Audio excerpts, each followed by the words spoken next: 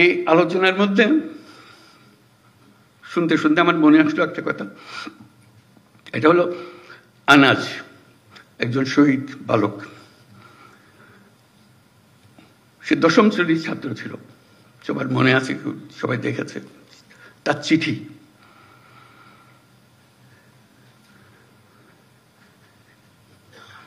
সে মিছিলে যোগদান করবে,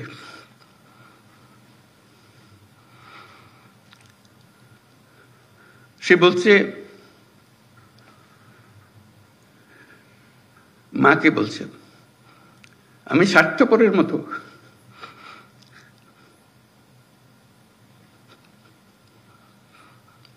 বসে থাকতে পারবো না, আমাকে মাফ করে দিও, যদি ফিরে না আসি আমাকে মাফ করে দিও।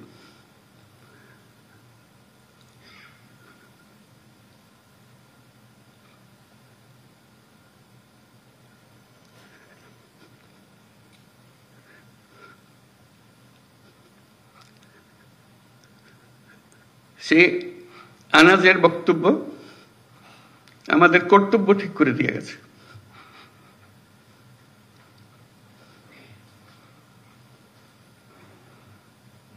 আমরা বসে থাকবো না,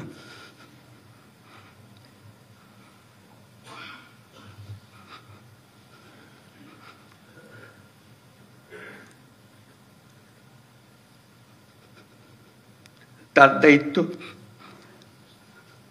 সে যে দায়িত্ব আমাদেরকে দিয়ে গেছে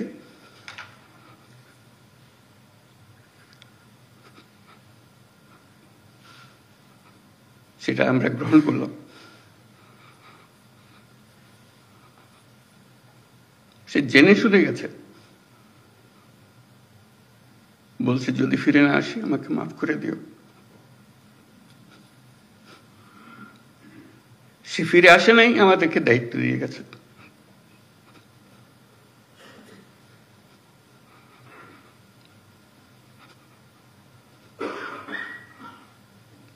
সেই কাপুরুষের মতো বসে থাকতে চাইনি, আমরাও কাপুরুষের মতো বসে থাকতে চাই। আমরা তার স্বপ্ন বাস্তবায়ন করতে চাই, এটি আমাদের দায়িত্ব। আমরা যা বর্তমানে করি তার চেয়ে বহুগুণে বেশি করতে পারি, আমাদের সে সক্ষমতা আছে। মাত্র 3 মাসের জন্য সেই ক্ষমতাটা ব্যবহার করব। আমি সারা জীবনের কথা বলছি না, আসলে অনেক বড় দায়িত্ব। এই 3 মাস আমার পক্ষে যত উচ্চ লেভেলে কাজ করা সম্ভব, যত নির্ভুলভাবে কাজ করা সম্ভব, সেটা আমি করব। আনাজের যে স্বপ্ন, সে স্বপ্নে যদি কিছুটা আমাকে দিয়ে হয়, আমি সেটা পালন করব।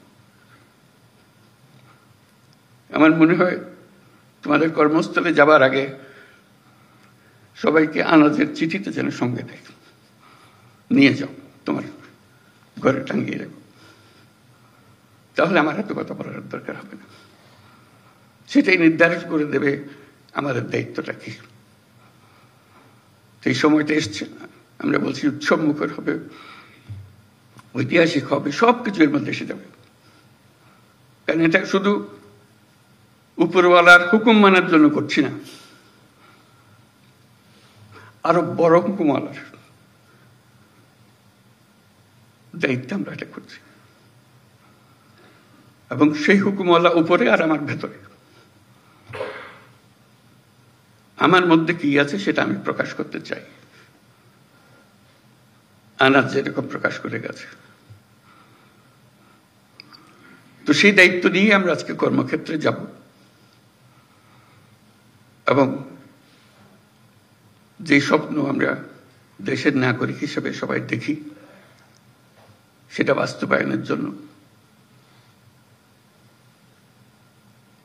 যে বিল্ডিং স্ট্রাকচার যেটা তৈরি করে দিতে হবে, সেটার দায়িত্ব আমরা পেয়েছি। স্ট্রাকচার আমরা এমনভাবে মজবুত করে করব, শত বছর ওটা হেলবে না, তুলবে না।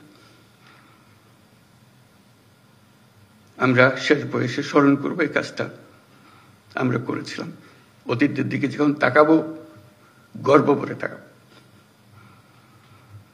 আমরা গণ অভ্যুত্থানে শহীদ হই নাই, আমরা তাদের সমর্থন দিয়েছি, দূরে থেকে দিয়েছি, কাছে থেকে দিয়েছি, নিমরাজি হয়ে দেখেছি, বহুল উৎসাহ সহকারে দিয়েছি, কিন্তু তাদের মতো প্রাণ দিতে পারি নাই। আজকে আমরা আমাদের যে প্রাণ আছে সেটাকে আমরা এই 3 মাসের সময়টুকুর জন্য অন্তত চিন্তা করব। এটা সরকারি চাকরির জন্য করছি না, নাগরিক হিসেবে, দেশের একজন যোদ্ধা হিসেবে আমি এই কাজটা করছি। সবাইকে ধন্যবাদ।